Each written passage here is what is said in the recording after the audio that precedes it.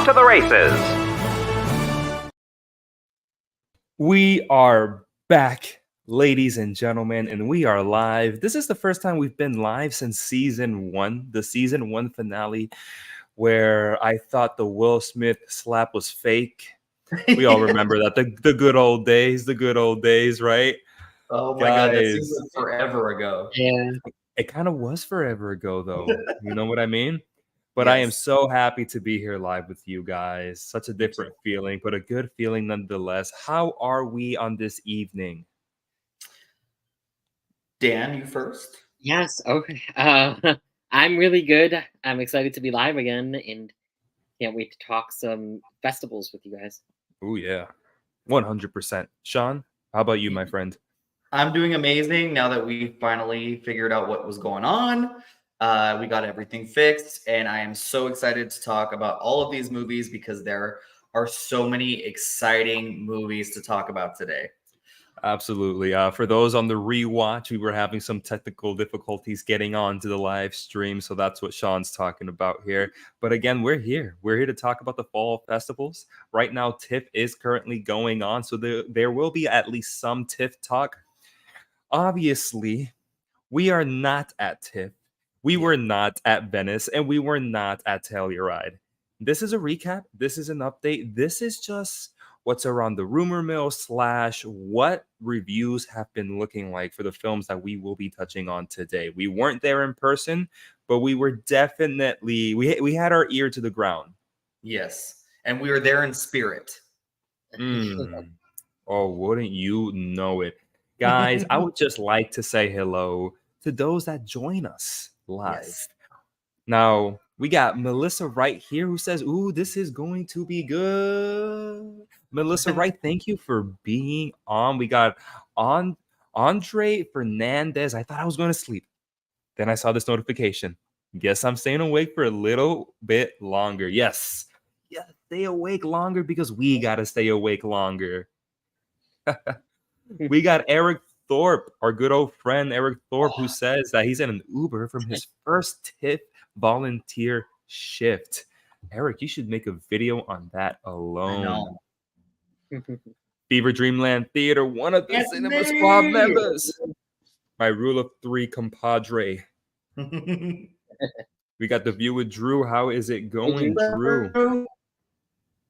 And we got, Mr. Jace in the place. Another member of the Cinema Squad. It is indeed. And one last hello. We got Nick C. Looking forward to winning the Oscar prediction. Okay. We'll see about that, Nick. we got a long way to go. Fourth place here. My friends, let's get this started. Let's get this talk started. Before we get into the actual films that were premiered at these festivals, I have some, not necessarily news, but some rumors that I want to put, not to rest, but would like to talk to you guys about. All right. So we got this, my friends. I want to talk about Anatomy of a Fall, and I want to talk about Barbie. Now, Anatomy of a Fall, the reason it is here, guys, I put it full steam ahead. This seems to be taking bro, this is a snowball effect, no pun intended, because man, people are saying this is the film to look out for. That Zone of Interest is maybe still up there for a lot of people, maybe even for me, but Anatomy of a Fall is taking the world by storm. Mm-hmm.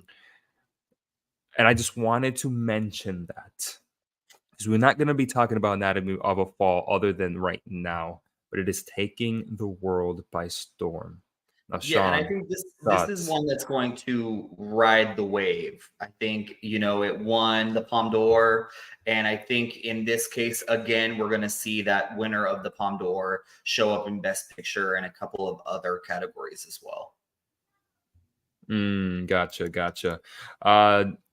Dan, I mean, are you surprised about this reception for Anatomy of a Fall, or Is it gonna die down and Zone of Interest come back up? Not that it's down. Yeah. It's still up for Zone of Interest. No, I'm not surprised at all. This movie sounded just so good, and I was so excited for it. And I'm glad to hear that the people that have seen it are really liking it and really predicting it. And so yeah, I'm very excited for Anatomy of the Fall. Yeah, man. I think come next Oscar predictions, it's gonna be a lot higher than my 9 or 10. Yeah. That's all I'm trying to say here. Also, this is Sandra Hüller's year. I know we've already said it in our past episodes, but I think it's happening for her. Let's move on over to Barbie. We were so sure that it was adapted in our last video. And before that, in our June prediction videos, we weren't even sure if it was going to be original or adapted. Well, guess what, my friends? The talks have opened up again. People / the people behind Barbie are not sure where it's going to campaign. So we're back at it again. So this is what I think. I think in a lot of other award ceremonies and whatnot, I think Barbie will go for original, but I think for the Oscars, because of how strict they are in their rules, I think it will be adapted for the Oscars. I mean, I think so too. If you watch our last video, we kind of make our reasons as to why, but if it does move to original, it has a greater chance of winning. And now, not to say that Past Lives isn't going to win. I think that is a strong script, and it was our number one from our last predictions video. But you put Barbie in the adapted screenplay, which this year is one of the strongest categories, very competitive, even without Dune. Move it to original. Now original becomes more competitive. Exactly. I think, and Andre Fernandez has a really good point here. If I just will bring that up really quickly. Barbie has no chances in adapted screenplay, so they will campaign it for original. I think he's 100% right. I think if they try to campaign this as adapted with Oppenheimer and Killers of the Flower Moon, among many other screenplays, it's not going to do anything. But in original, it has a chance. If it's an adapted, it's just happy to be there. Yeah. It's not a real threat. It's really not. It's that glass onion of the group. Yeah. You're not wrong. Not in original. In original, it is Banshees and Everything Everywhere all over again. Yeah. Between Barbie and Past Lives. As of right now. Because things could take off. Things could definitely take off. I low-key want it to be an original. I want it to be competitive. Yeah. I don't want it to. Yeah. Well, guys, let's move out of this little rumor mill. Okay. Let's touch on something more concrete. Some of the films premiered at these film festivals. My friends, we have the first 5 I want to kind of just talk about for a little bit. The Captain, Dumb Money, Evil Does Not Exist, Green Border, and Perfect Days. I think the easiest one that we can pick up here that many people would recognize is Dumb Money. Yes. I believe that's coming out, if not this week, in a few more weeks. Yeah, in limited release in like 2 weeks, and then it wide release in 3 weeks, I think. Gotcha. Have you guys heard anything about Dumb Money coming out of TIFF? I hear it's not as great as people probably were hoping, but I hear it's fun and it's pretty good. That's what I'm basically hearing. So what I'm hearing about Dumb Money is that it's a lot better than people were expecting, based upon this, this GameStop plot that honestly, we heard about it in the news a couple of years ago, and then we've seen a bunch of documentaries about it. So, this is the fictionalized version of that GameStop versus Wall Street thing that happened. I've heard that it's really good, and Craig Gillespie, he was nominated for Best Screenplay for I, Tonya. So he's kind of coming off of that. That's a strong film. And he's kind of going with like the true story, but with a satirical, almost comedic take.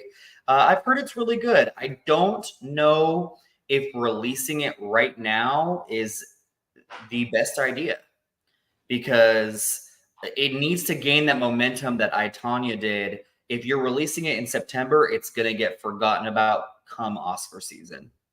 Yeah, and I think people are already forgetting about it before it even comes out. People are surprised it hasn't come out yet. They thought it already came out.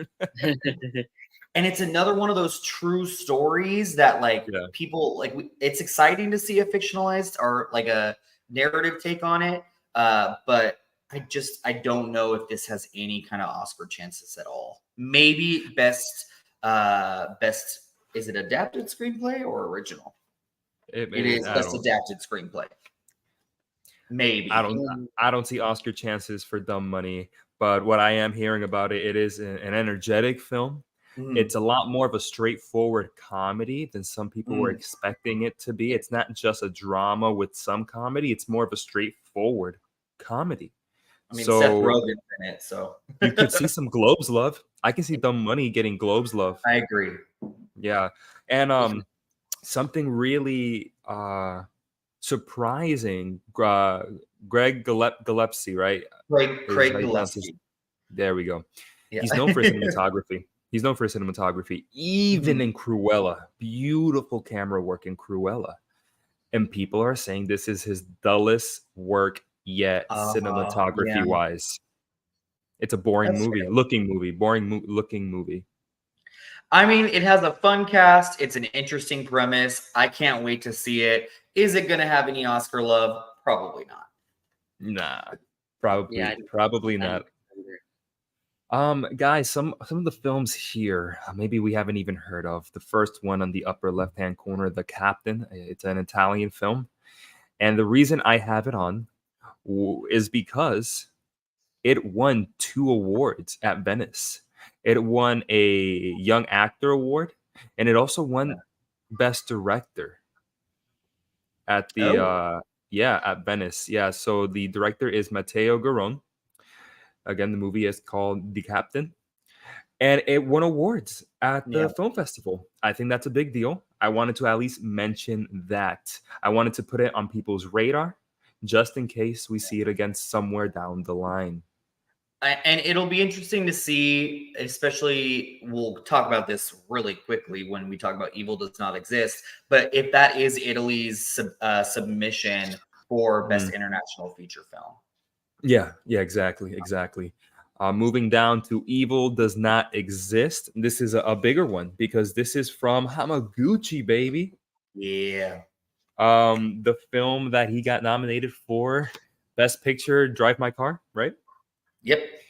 He was also nominated for Best Director that year. Well, now he's making this movie that apparently is political in a way because it touches on capitalism and whatnot. That's really all I know about it. It won the second place runner-up award for Grand Jury Prize. Yeah, well, the Silver Lion. The Silver Lion is what it won. What won the Grand Jury Prize then? Yeah, so hey, don't get ahead of me, Shawn. Okay, sorry. No, you're good. The Golden Lion is the first place prize. That's basically Venice's Best Picture. And then they also have a prize for the runner-up, and that's Evil Does Not Exist. So that's a big deal too, and it comes from Hamaguchi, who has some Academy love not too long ago. The only thing is that this film may not be even coming out this year.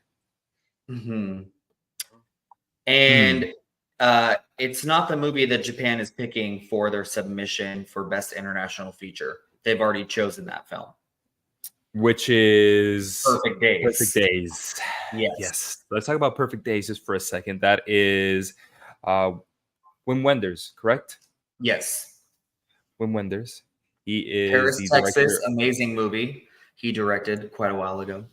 Yeah, and I don't know much about it other than it's directed by Wim Wenders, and it is Japan's pick. Yeah. And it's a German filmmaker directing a Japanese film, which is quite interesting as well. I And love that's it. their pick. So Yeah, it happens, you know. I mean, in America, a bunch of people direct a bunch of movies. it's true. And Very the true. very last one is the Special Jury Prize winner, Green Border. This is another international film. Not entirely sure where it contends right now concerning the international race. It is directed by, I am going to butcher this, Agnieszka Holland, Mm. and it won the Special Jury Prize in Venice. Mm. Keep your eye out for Green Border. There's a lot of controversy about Green Border. I've heard some of that. Shawn, you want to touch on that? Yeah. So the Polish, I believe, prime minister basically condemned the film, along with many other Polish political figures. They're saying that the director is a she's basically what's the right word for it? She's You don't gone have to be against nice. her country. Oh, okay, gotcha. And she's condemned the country for its political beliefs. A lot of people are saying that the film is propaganda. So there's the whole conversation about propaganda versus art. So the controversy alone is making me want to see this movie. I don't think Poland is going to issue it as its international feature submission because of this controversy, but I think it's definitely worth seeing for sure. Yeah, I agree. Before we move on, I will say I think when it comes to Oscar chances, Perfect Days at least has an international an international pick for me. It's going to be Perfect Days, the strongest one out of these 5. Maybe, but I'm just saying, like, they should have gone with Hamaguchi. We saw that Hamaguchi literally came out of nowhere with Drive My Car, and Evil Does Not Exist. The word around that film is so much more palpable than what Perfect Days is providing right now, which some people 100. have called it your cousin could write the screenplay. Oof. But it's a visually beautiful film, I've heard. So I believe it. It just sucks that it might not even come out this year. yeah. That sucks. All right, so let's move on to our next 5 guys. These are a tier up, so some of these films are a lot more recognizable.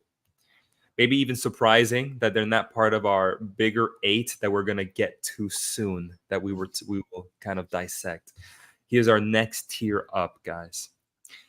The Bike Riders, El Conde, Ferrari, The Killer, and Nyad. Dan, pick one here and let's talk about it. All right. We will do The Killer. Ooh, okay. Okay. Now, Dan, is there anything specifically about The Killer that you've heard? Yeah, so the reason I picked it is David Fincher, and I'm like so excited for it. Even though it's not getting rave reviews, like people aren't thinking it's gonna be really in the Oscar talks for the most part, which is unfortunate. But I'm still excited because people are still saying it's good, and you know it's a good Fincher movie. If not a little generic, but it's really good. Michael Fassbender, apparently he puts on a really good performance, so I am excited for it. But it probably, I don't know, it might not get anything. I want to pass it to Shawn because Shawn, I think The Killer has been in your last 2 prediction videos. So, what are your thoughts about it now? You know, it was past tense. It definitely was. Yeah. So my excitement for this film hasn't gone down at all. It's still David Fincher kind of going back to his roots of crime and murder. And I'm so excited to see this movie. Also, it's from the writer of Seven, and Seven is my favorite David Fincher movie. So I think about that. And was Seven nominated for any Academy Awards? No. Is it still an incredible film? Absolutely.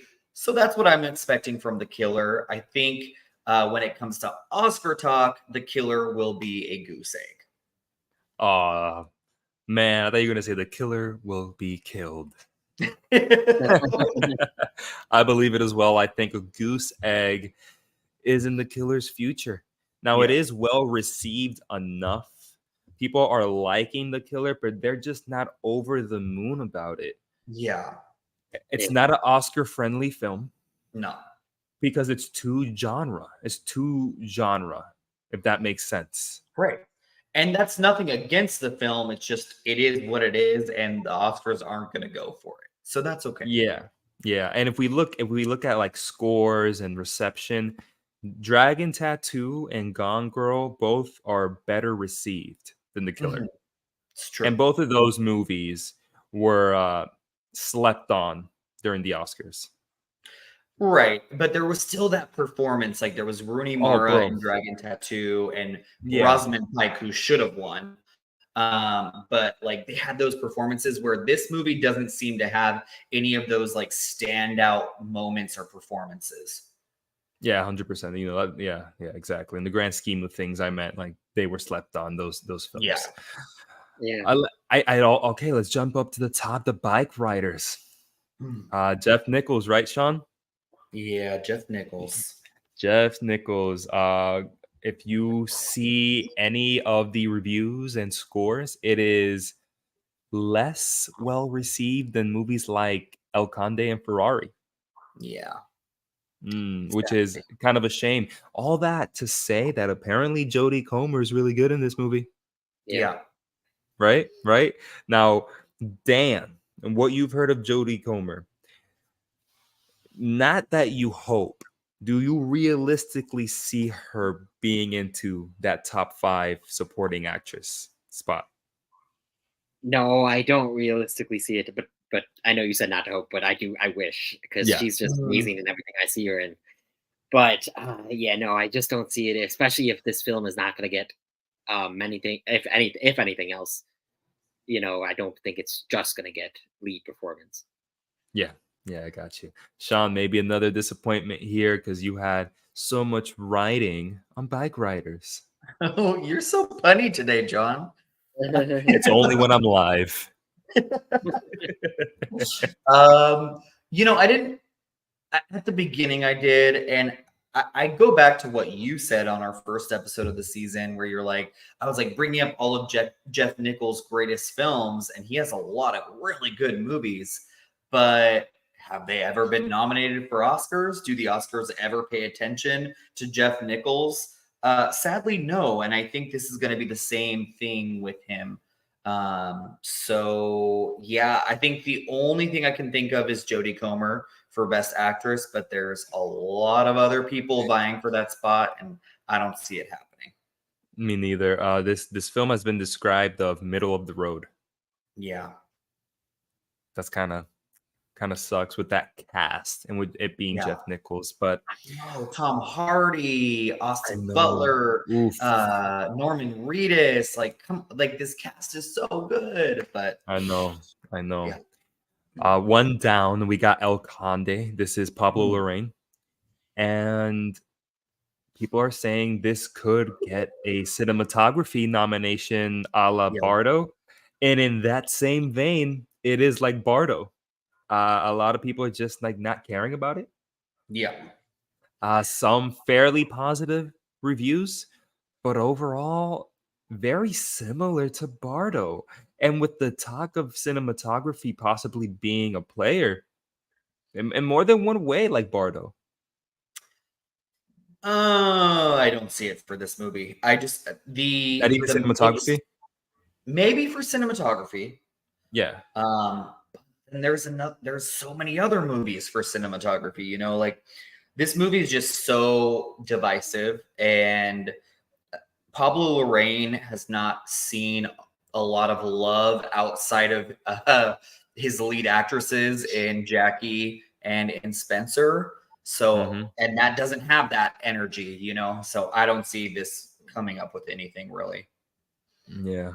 Dan, agree, disagree? Any alternate takes?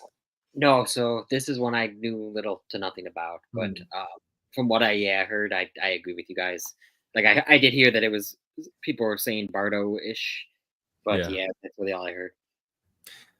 Upper right hand corner, we have Michael Mann's Ferrari starring Adam Driver. This is one in which people are saying, it's all right, y'all. It's all right. It's not bad. And in the same way that Jodie Comer steals the show for bike riders, apparently Penelope Cruz steals the show for Mhm. Ferrari. Yeah. That's what I'm hearing. Now, Shawn, compare this. Mhm. Maybe we were hopeful for Comer. I think there's a good chance Penelope, with some time and good campaigning, could get up there. I do too. I mean, and the Academy seems to love Penelope Cruz. She's definitely like whenever Penelope has a great performance, it's almost like everyone goes goo goo gaga over it. You know what I mean? Yep. So I see that happening here again. But this movie, I just heard a big fat resounding meh Meh. from this movie. Meh. So don't really see anything coming from it, but a Penelope Cruz kind of upset might be in the cards. Now, Dan, is this really the prequel to Ford v Ferrari?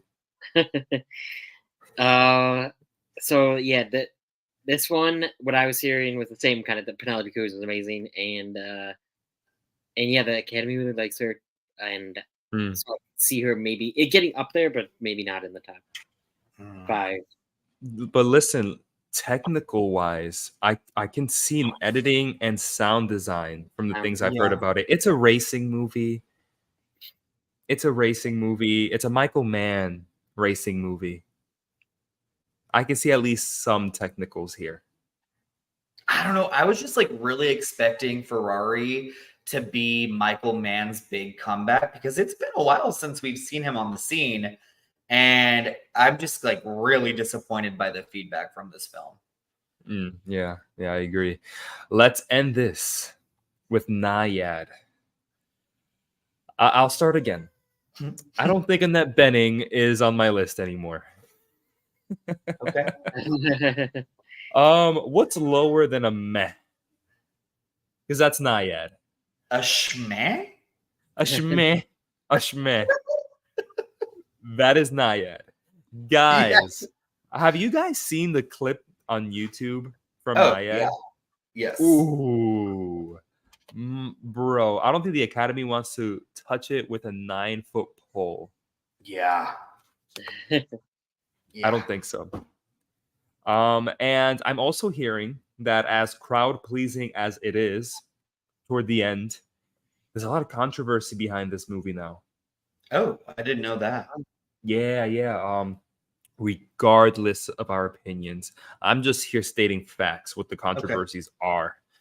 There are two main ones. One of them is that the actual story of the person that Annette Bening plays, it's embellished a bit.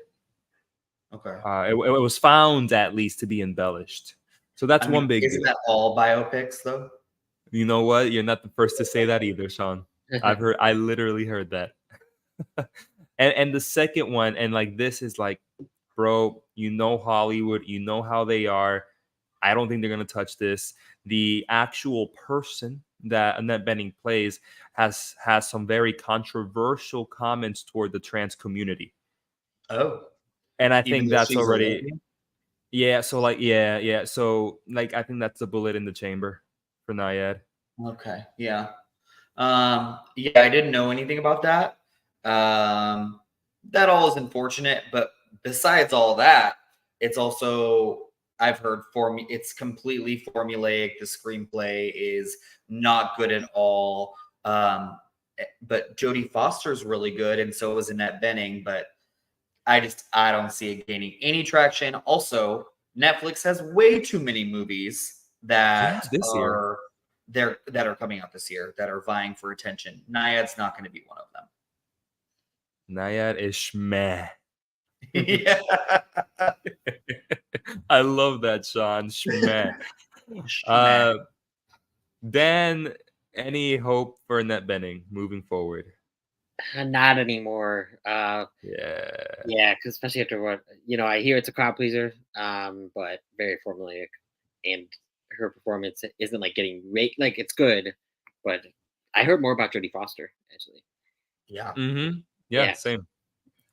Yeah, same here. My friends, let's do. Andre said some stuff here that I want to at least put up. That he's interesting in our point of view regarding the movie Lee because it got mixed reviews, but even the bad reviews mentioned how great Kate Winslet was. So can she get a nom for leading actress? Andre, my friend, this is news for us. We actually did not see the reviews for Lee, so this is news for us. I did look at reviews for Lee. Take it, Shawn. So Lee is based on a war photographer, which we've already seen a movie with Rosamund Pike in it about a war photographer that also was not well received. And this movie, from what I've heard, just from the couple of reviews that have come out of TIFF, is that this is a great performance from Winslet, but just once again, a very standard biopic with some really bad dialogue. And some like Marion Cotillard is in it, and she's like completely underused. Andy Samberg is in it, and he's totally miscast. So I've just heard really not good things about the movie. But Kate Winslet, I mean, can she pull off Meryl Streep in The Iron Lady? I don't think for this movie. Ooh, okay. That was going to be my next question, so you answered that. Okay. And before we hit our top 8 big heavy hitters of the festival, I at least want to touch on this. Reviews for this just started coming out today, and I at least was able to get the picture up so we can at least mention stuff about it. And that is Taika Waititi's Next Goal Wins, premiered at TIFF. I believe if it wasn't today, it was last night. To all right reviews. Yeah. Yeah. It just seems like it's not Taika's best. It's not crap. It's not like Thor: Love and Thunder. Yeah. But it's not an Academy player like Jojo Rabbit either. No, definitely not. No. And I mean, this movie has seen, I feel like I've heard about this movie for the last 5 years. Because he was filming it like right after Jojo Rabbit. And yes, then Armie Hammer was in it, but then they completely got rid of Armie Hammer and had Will Arnett come in and film new scenes in it, and they just kept moving this film back. So this is a very delayed movie, and I've heard that it's a fun crowd pleaser, and that's about it. Yeah. That is about as much as I can say as well. Just wanted to put it up there. We're good. Let's move on to the heavy hitters. How about that, my friends? Yeah. Ooh, let's get it. All right. So let me bring our first file on. All right. And it is our first one that I want to talk about. What will it be? Maestro. Oh, no. All right. Oh, that's Matthew McConaughey. That is it is Andrew Hayes, All of Us Strangers.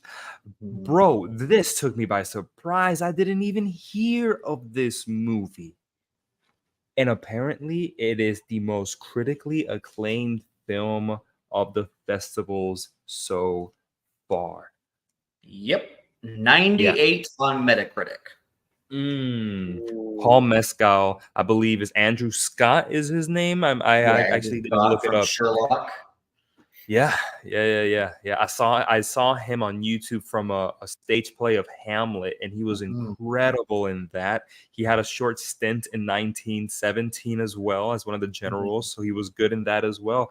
And what I'm hearing, guys, like this is legit. Like this is a really good film. Some people have compared it to last year's After Sun, and even last year's After Sun, as small of a film that was, got an Academy Award nomination. True. For Paul Mescal. for Paul Mescal. Yeah, yeah. Shawn, do you want to kind of touch on that a little bit more? Yeah, I mean, I would love to. I think Andrew Hayes, a filmmaker, I've actually met him in real life. Ooh, He was filming Looking in San Francisco when I lived there. But he directed a film called Weekend that was incredible. And then his movie 45 Years was a huge hit at the BAFTAs. So has he been a huge Oscar player? No. But with this movie, I've heard it's devastating. I've heard it's a masterpiece. yeah. It sounds very interesting. It's like a mix of like supernatural and fantasy and drama. So I'm super curious about this movie. Dan, this being kind of British romance type of film, I think you're gonna like it too. Oh yeah, yeah. I'm really looking forward to this. Shawn, that's so cool that you met. I know you told me before that you met him, Yeah. or that you've seen it, right? You met him, right? Yeah. Yeah. So that was cool. I'm very excited to see what he can do. I love Paul Mescal, so Yeah. I am. Yeah, and I hear this is just a deep, deep movie that just like really gets to you. So I'm Yeah. looking forward. I'm gonna be honest. I don't know how much love Paul Mescal or Andrew Scott get for this film, Mhm. but right now, what is leading in the polls is adapted screenplay nomination for this film. I could And see that's it. kind of, yeah. That's where he was leading with 45 Years, is everyone thought he was going to win that at the BAFTAs for 45 years. So I also see this happening for him. But I think he has a really good chance. If this movie is as good as everyone is saying it is, he has a really good chance for adapted screenplay. Take Barbie out of adapted, put All of Us Strangers. That's what I did. Oh, don't spoil yourself, Shawn. All right, guys. Let's remove this. Let's go to our next one. Bear with me because these files lag. So that's why it takes a second. Let's go to our second one. This is a big one. We're gonna like talking about this one because it is Saltburn. no Hayao Miyazaki's The Boy and the Heron. Straight away. I just got to give it to Shawn because Shawn, you have been such a proponent, not just for Miyazaki, not just for Studio Ghibli, but for just the medium of anime style animation. Mhm. Talk Absolutely. about this and its reception at TIFF. First of all, literally the first movie I ever remember like falling in love with was My Neighbor Totoro from Miyazaki. That was the first movie that really made me believe in cinema. So I've always loved Miyazaki, and he hasn't made a film in 10 years. Supposedly, this was supposed to be his last film, but they just released on Twitter or X that he's working on his next movie already. Yeah. So this isn't his last movie, but The Boy and the Heron, I've heard it's not Studio Ghibli's best, but it's also visually stunning. And I heard that the score is one of the best of the year from so many different people. So when it comes to this movie, I think for sure it gets nominated for Best Animated Feature and really good chance for Best Score. But because it's not Miyazaki's best, I don't see it really catapulting itself into Best Picture or anywhere else. Then the trailer for The Boy and the Heron came out a few days ago. Now that, and you mix that with its reception at TIFF, thoughts? So I'm obviously a little less on animation and anime and everything than Shawn. But I mean, I love Spirited Away from Studio Ghibli, so surprisingly, but I really liked that one. This one, I'm interested in because of the reception, even though it's not glowing, but it sounds like it looks really good, and I've heard that about the score as well. So I don't know. I'm excited for it enough just because I think it's a player kind of. And yeah, I think it'll get into animated though, best animated feature. I see the same thing.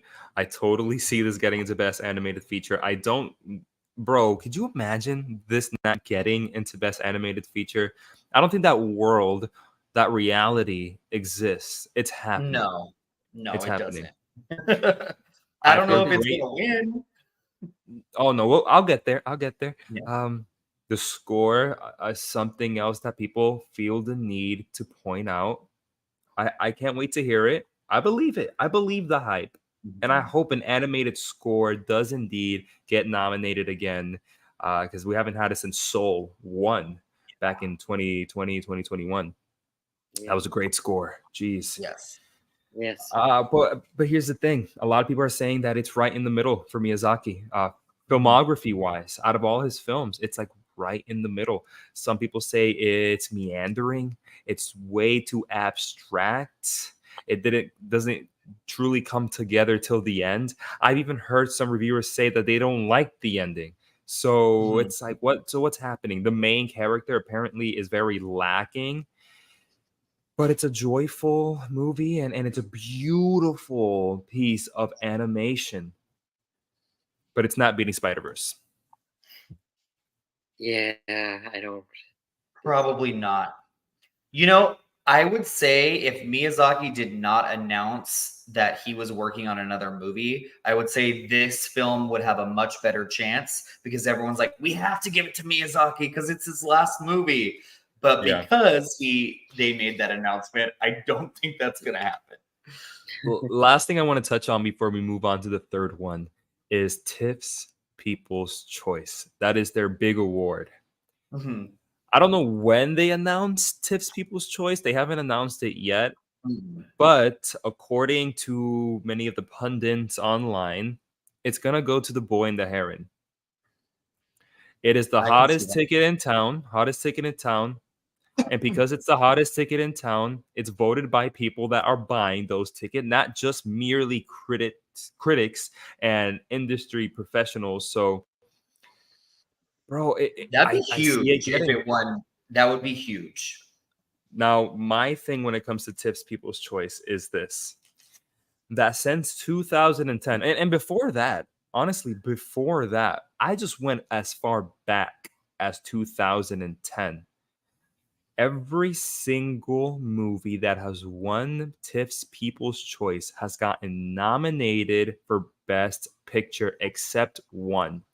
And that Yeah. was in 2011 when Where Do We Go won TIFF's People's Choice, but did not get nominated for the Oscar. And that was a foreign film. And if The Boy and the Heron gets nominated, wins People's Choice, it is another foreign film. Could it just be a Yeah. foreign thing? I'm not sure.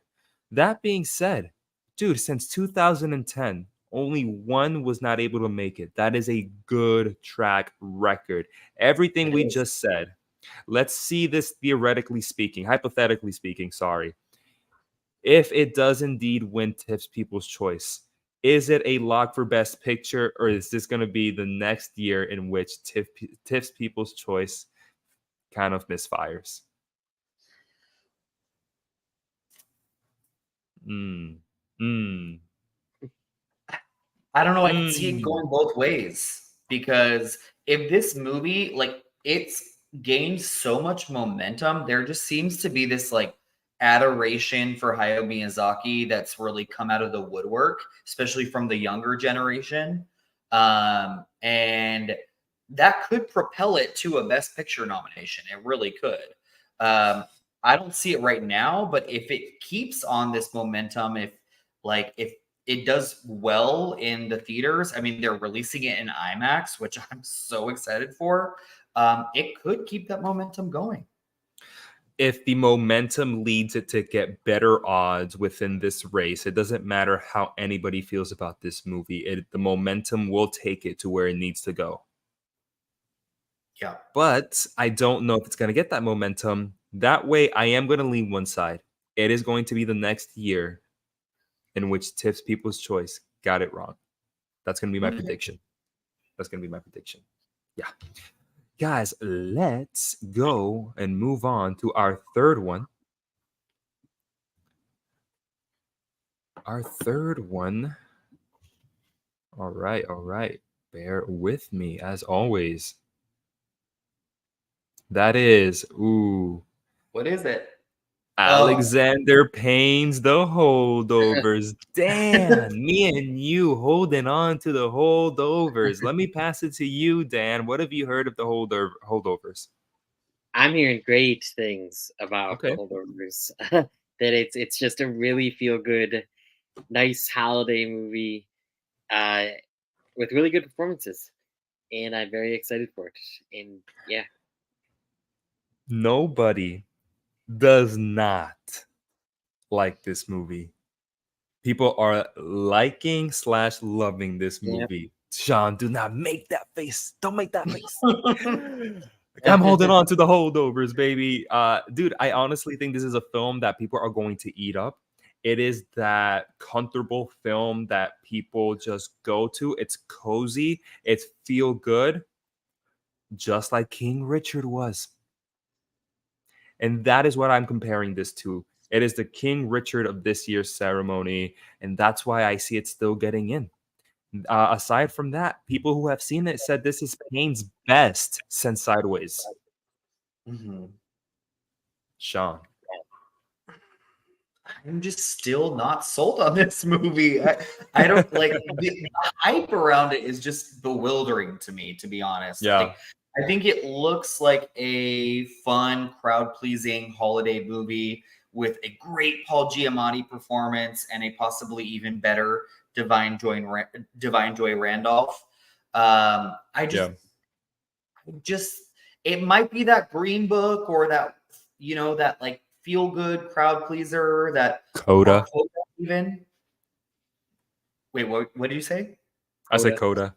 Oh, Coda, exactly. It could be that. I feel like some years the Oscars are like, let's try something crazy. And then they're like, let's be like really reserved and like go for that like little cutesy movie that everybody really liked, and I feel like that would be the Holdovers. Gotcha. Let me ask you a question, Shawn. What if it ends up being the Holdovers to win TIFF's People's Choice? Would you change your mind completely and just that's it? It's going into Best Picture? I mean, honestly, I do think it has a really good chance for Best Picture. I do. Okay. I'm just not personally sold on it.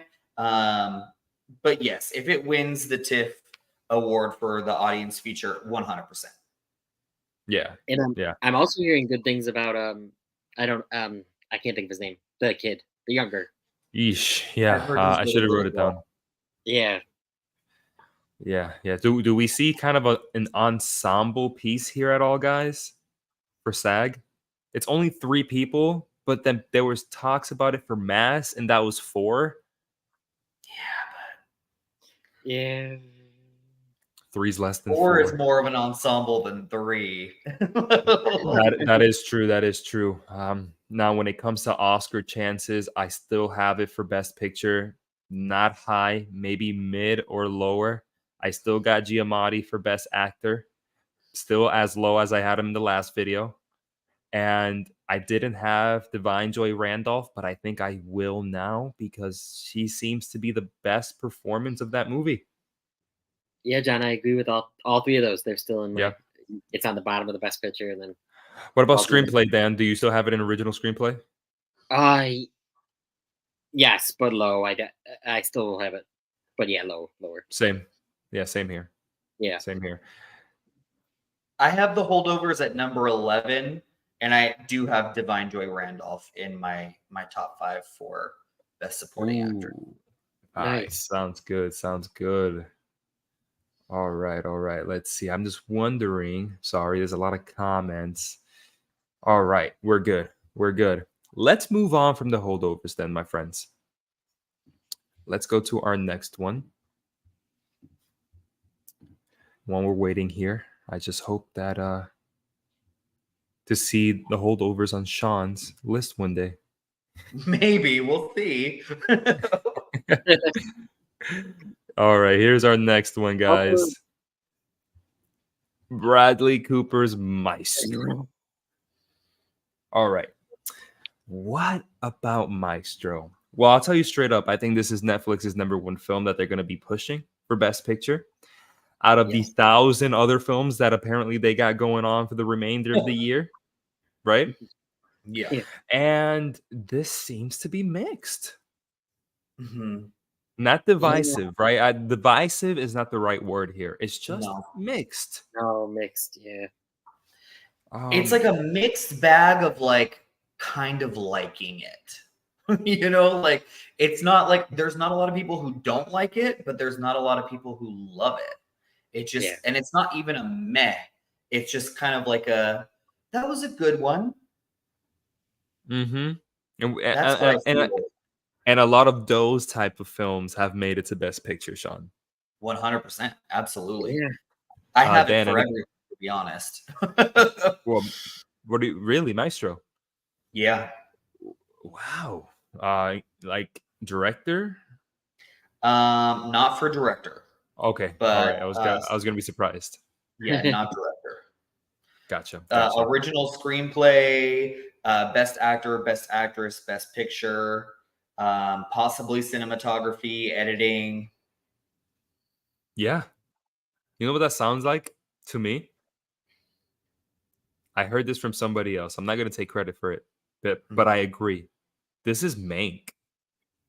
Yeah, I can see that.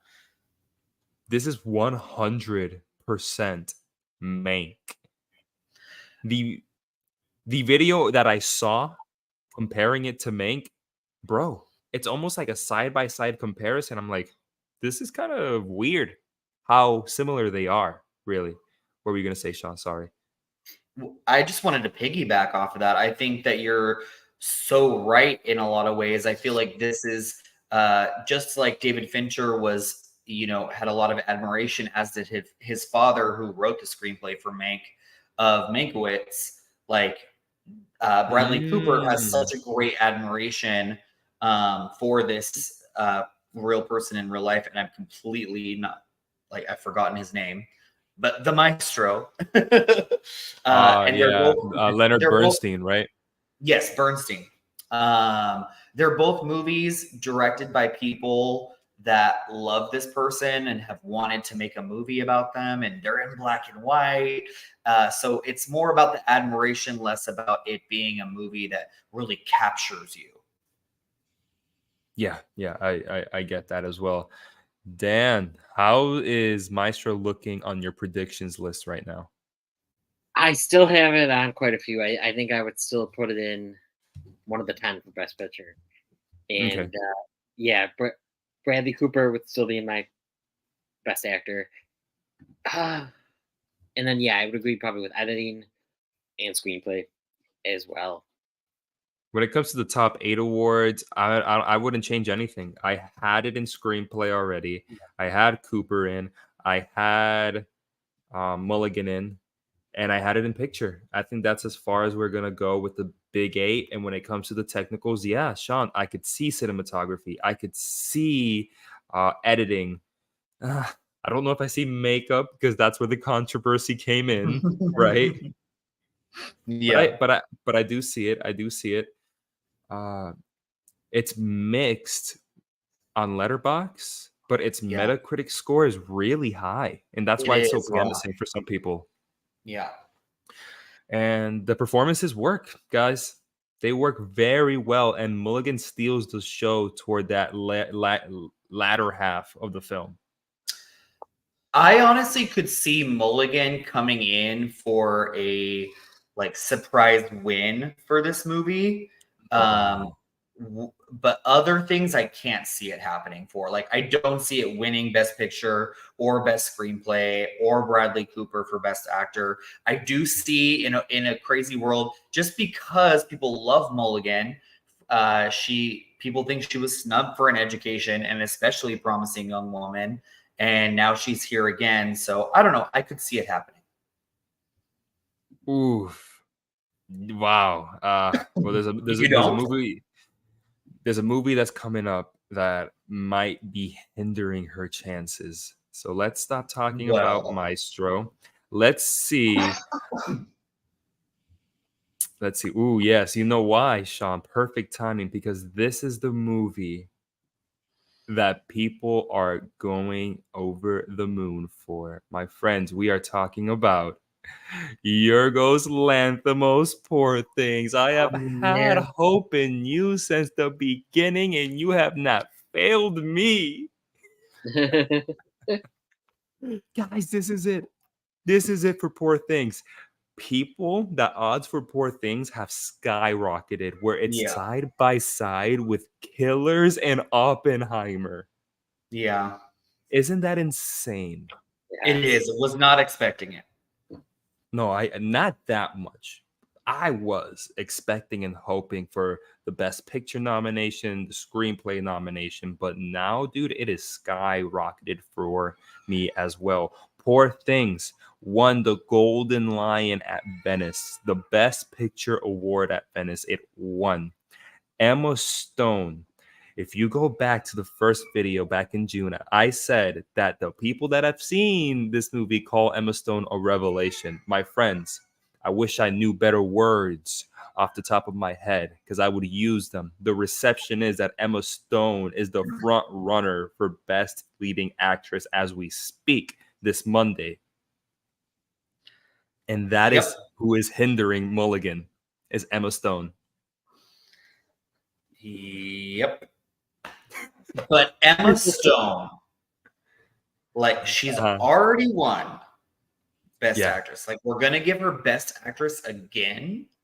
Like, this performance better be effing amazing. That's all I have to say.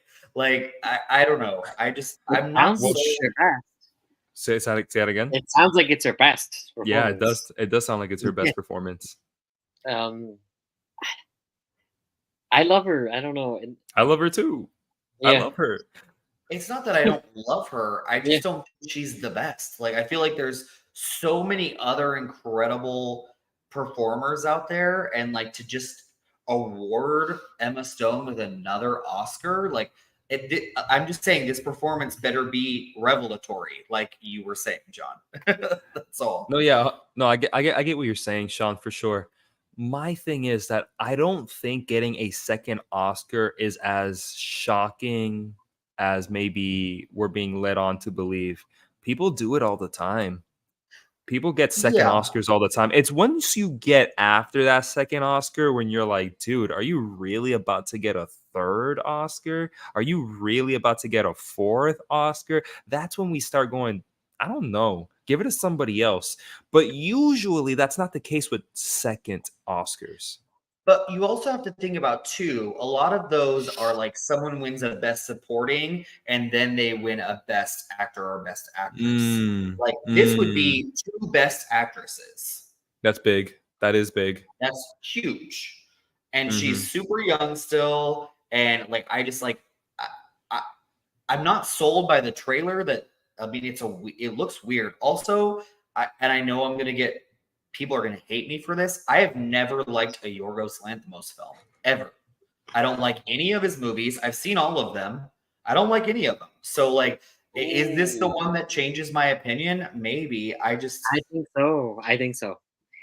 I think this is going to be my favorite of his. Yeah, Dan, we were talking, and me and Dan were talking, and Dan saying that I really think Poor Things is going to be the movie that I like of his. Because Dan, you're similar with Shawn in that you're not too big on Yorgos Lanthimos films. I liked Killing of a Sacred Deer and The Lobster enough. They were fine. But yeah, no, I don't love them. I love Yorgos Lanthimos. I love The Favorite. The Favorite was in my top 5 films the year it came out. And unanimously, though, people are saying this is better than The Favorite, which is his most acclaimed film to date. I hope so. And Emma Stone got nominated for The Favorite, right? Best Supporting Actress alongside Rachel Weisz. She's been nominated 4 times, or if she gets nominated for this, but she will. She's been nominated 4 times, and if she wins, she'll win twice. Yeah. Ooh, 50. Wow, Is she's got she a gonna good get nominated 100%.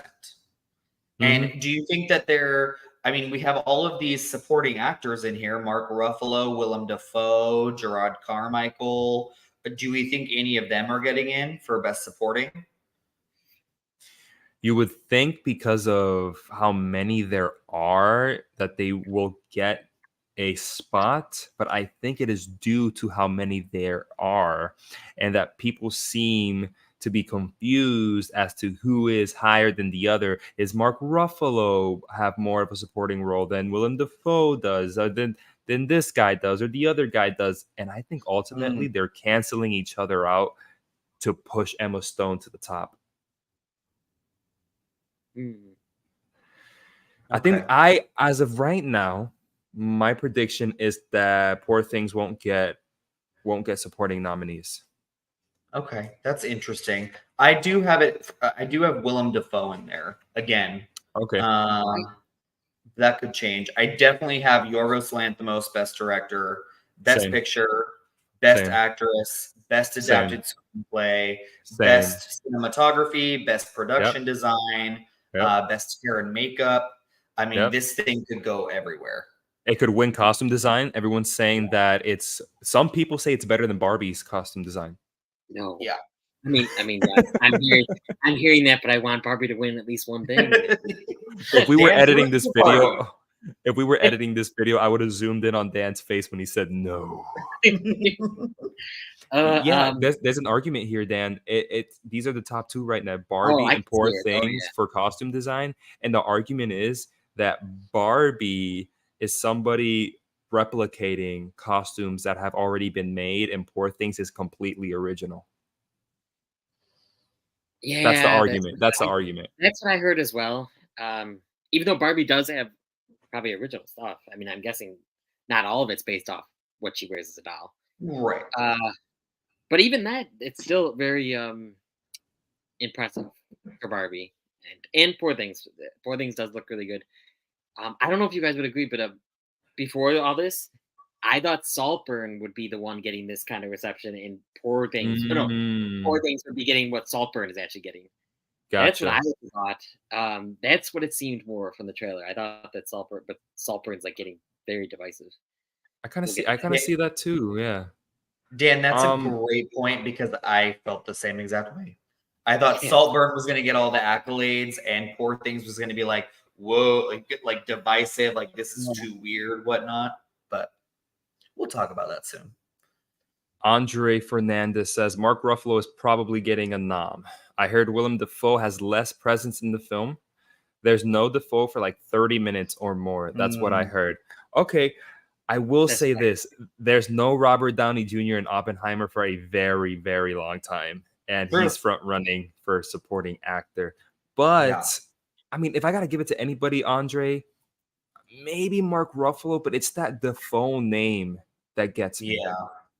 Yeah. And I mean, dude, the Academy loves Dafoe. But I mean, I would love to see Mark Ruffalo. Like, he deserves some love for sure. Yeah, I agree.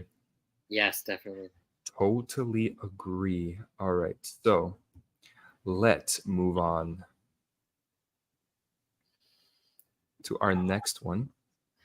I'm always in so much anticipation for what it's going to be next. Oh, this is a good one. Now, this is one that I'm going to explain why it's here. But let's talk about it real quick. Number 6. That is Sofia Coppola's Priscilla. Let me explain to you why it's here. It's not because it's getting over the moon acclaim. It is because what's her name? I'm sorry. Kaylee Spaney won Best Actress at Venice. Over Emma Stone. Yeah. Yeah. Over Emma Stone. Is this Spencer all over again?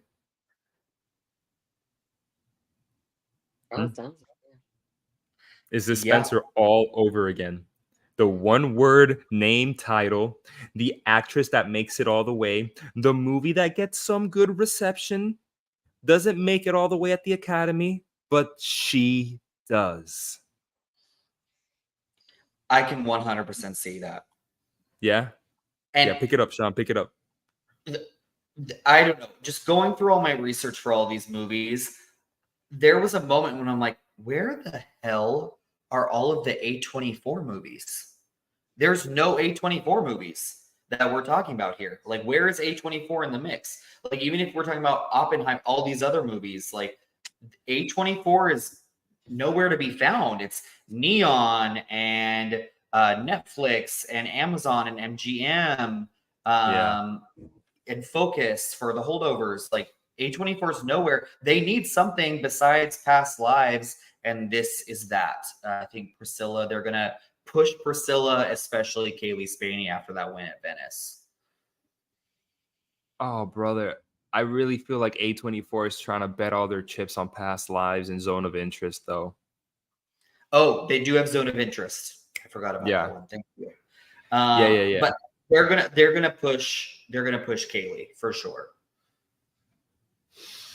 Oh yeah, 100%, 100%.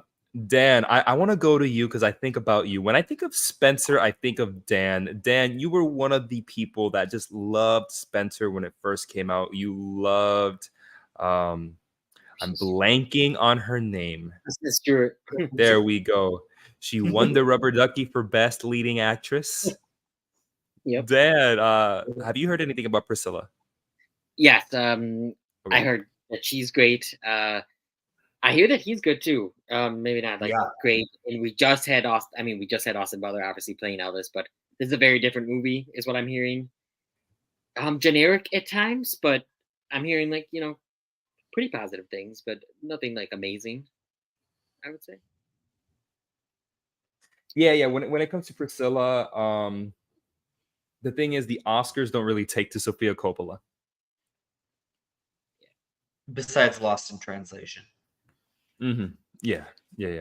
But other than that, they don't really take to her. And that's really all I got to say. I think Kaylee Spaney is going to be the biggest thing for Priscilla. I do too. There is something, I had no interest in this movie at all. I'm literally like, we just got the Elvis movie. Why do we need this? But the more I hear about this movie, the more I'm interested, especially because it is from Priscilla's point of view and the fact that, she was really young when she met Elvis. And rather than getting that really flashy studio version of Elvis is the hero, we actually might get the real side of the story from the woman's point of view. So there is something really interesting about this movie that I'm excited to see. No, I get that. But to wrap up this Priscilla talk, Kaylee Spaney, Oscar-wise, that's it? Yeah, I think so too. Yeah, I think so as well. Penultimate one, number 7. We got. All right. George C. Wolfe's Rustin premiered. Let me pass it to Dan. What have you heard of Rustin? That Coleman Domingo is phenomenal. That's the main thing I'm hearing, which is great because I always enjoy him. And so yeah, that's the main thing. So I definitely think he's getting some love for this one. Yeah. Very, very funny in a Priscilla way. I think Rustin's biggest player is gonna be that Best Leading Actor nomination for Coleman Domingo. Yeah. Coleman Domingo here is rousing. He is I don't want to say a revelation. I don't want to say that. But he is amazing in this movie, guys. Yes. There's no way he is missing out lead actor this year, right, Shawn? Yeah, there's no way. I called it at the beginning of this season, saying he's going to this is going to be his year, and I don't see him not getting in. There's just no way. Not after what I've heard about this performance. Yeah. Now, aside from this performance that could easily rise up in the ranks, the film itself is crowd pleasing, unlike Till. So that's a big help. I think that destroyed Till last year is that it was devastating. Yeah, it was devastating. None of the Oscar voters wanted to watch it because it was devastating. Yeah. Exactly. On another note, guys, I have heard these words thrown around for the film, Rustin. It's solid, but not groundbreaking. Yeah. I've even heard bland biopic. Mm-hmm. That kind of sucks. I'm happy that Coleman is going to get it. He's getting in, but I Yeah. wish he was getting in with the film behind him, but he's not. Yeah, I mean, We don't know yet, but the writer is Dustin Lance Black, who won the Oscar for writing Milk. But since then, all of his movies have been like critical duds. I think he wrote the J. Edgar movie that no one liked. So he's definitely like, I'm happy that people are at least like liking this movie. I think it's at like a 92% on Rotten Tomatoes right now. But there's not a lot of love going towards it besides that Coleman Domingo performance. yeah, no, 100%. That's all I really got to say about Rustin anyway. Coleman Domingo, give him that love, baby. He deserves it. Long time Another coming. Netflix movie.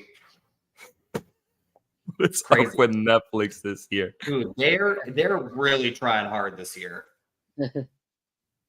Just throw everything at the wall and see what sticks, and it's just Maestro. It's literally like they couldn't come up with anything better for the first like 8 months of the year because they haven't had a single good movie. I feel like this year, but Yeah, now they have a bunch. Let's get into our very last one before we close off the stream. This is a big one. This is a big one because this is Emerald Fennell's Saltburn. Ooh, can I just say this? As you guys wince at this quote, I relish in it. It is Babylon reincarnate. Yes. Babylon Hive, baby. I can't wait. Shawn, I'm going to give it to you. You are a big Emerald Fennell fan. You have Saltburn in your list since June, even when I didn't have it, and Best Picture and everything. Thoughts on its divisiveness? Oh, I think it's made me even more excited for the damn movie. My hype for this movie is insane. I love a movie that there are people who don't like it for whatever reason, and there are people who love it and are giving it A's, A pluses, 9s, and 10s, which this movie is getting.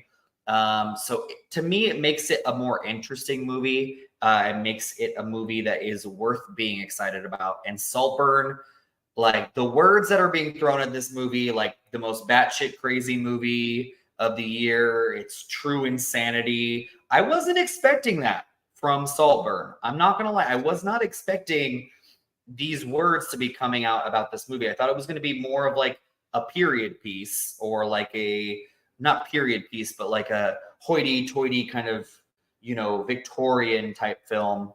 I'm not sure what I was expecting, but not what these reviews are saying. And once this trailer came out too, with Block Party behind it, I'm like, oh my God. I don't know. I'm so excited for this freaking movie. I can't.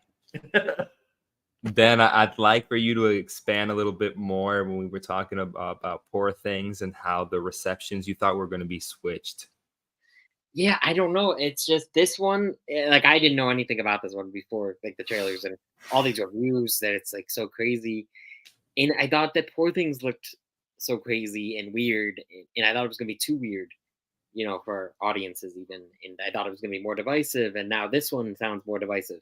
But it makes, like Shawn said, it makes me more excited for this one. Because even it's not as crazy, but Promising Young Woman had a divisive ending, kind of. Yeah. And I liked the ending, so I'm hoping that I like this one as well. So yeah. I don't know. I'm just surprised that this one had such a divisive reaction. Yeah, it truly people are loving Saltburn and people are hating Saltburn. Yep. Hating. Yeah. Here's my thing, guys. I'll put it out there.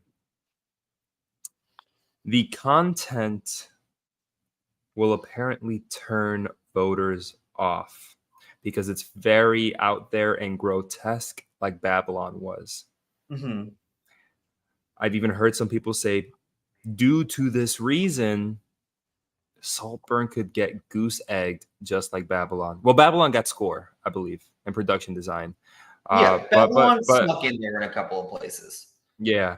Now, what do we see its reception now? Let's get into Oscar chances for Saltburn. Dan. I still think it's getting in to Best Picture.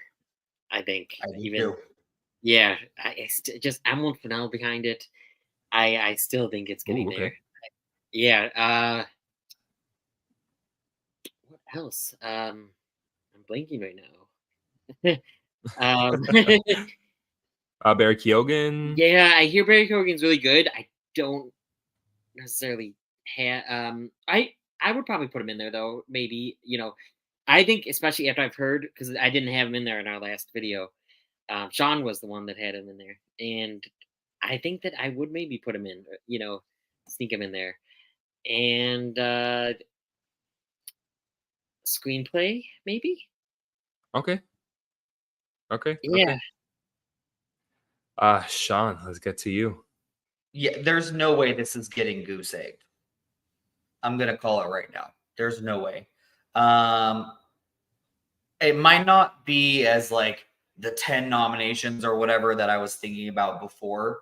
Definitely not because of its divisiveness, but I do still think it has a really good shot at Best Picture. I think Barry Keoghan has a really great shot, and this is why the reviews for this movie, even the bad ones, still talk about how great and intense and what a memorable performance Barry Keoghan gives in this movie.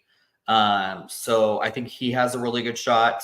I think Fennell, once again, for Best Screenplay. Will she win? Probably not, because she won last time for Promising Young Woman. Think she has a shot there, though. And then cinematography, and Andre Fernandez brought it up too. Linus Songren. He shot Babylon and La La Land. Okay. He's the cinematographer. And I think it 100% has a shot there. Also, production design, hair and makeup again. These are all things that Saltburn could go for. So I think if it gets in any of those, editing too, if it gets in over there, I think it gets in for Best Picture as well. I see picture. I see original screenplay. I see possibly production design. Not 100% sold on production design. I do.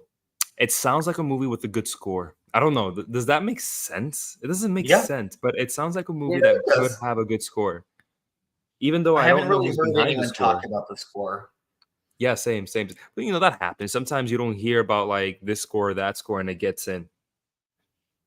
Yeah, but like I'm telling you right now, I think Linus Songren gets in for cinematography for sure. Like just watching that freaking trailer, every single shot looks like a piece of art. Like my divided mind is not personal because I want to love Saltburn.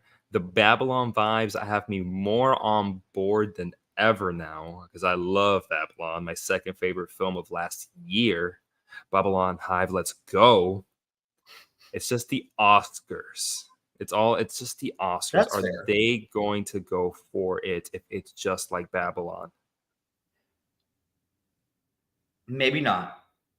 And we'll have to see how things go because it's been really interesting just even watching the critic scores since Telluride because it started out rotten on Rotten Tomatoes, and now after a week has passed, now it's at 82% as people have sat on the movie and they've thought about the film and then written their reviews. I think it's one of those movies that really settles on people. And another thing I've heard is this is a movie you'll want to watch over and over again. So it has a huge rewatchability factor. So I don't know. Yeah, that's good. We'll see. That's good. Excited for Saltburn, excited for the 1,000 other movies that came out, especially the 900 Netflix ones. Yeah. My friends, we finished talking about the big players of this year's Fall Film Festival. Now, as we speak, TIFF is going on. More movies are coming out. Can't wait to read on that. I know. We'll touch on that whenever our next prediction video comes on. But guys, we did it. A lot of movies in. This seems to be a year where just no outright miss. What do you mean by that? Like a movie that just like people are just like, bleh. Besides Roman Polanski's movie, no. Yeah. We're not talking about that here. You mean the 0% Rotten Tomato score? Yeah. Woo. Oh, yeah. Yeah. So but you're right, John. Like there have been a lot of movies, like even like the Schmez and the Mez. I mean, there's also Harmony Korine's movie. What is that called with Travis Scott? Aggro Drift. The video is that the video game one? Aggro Drift. Yeah.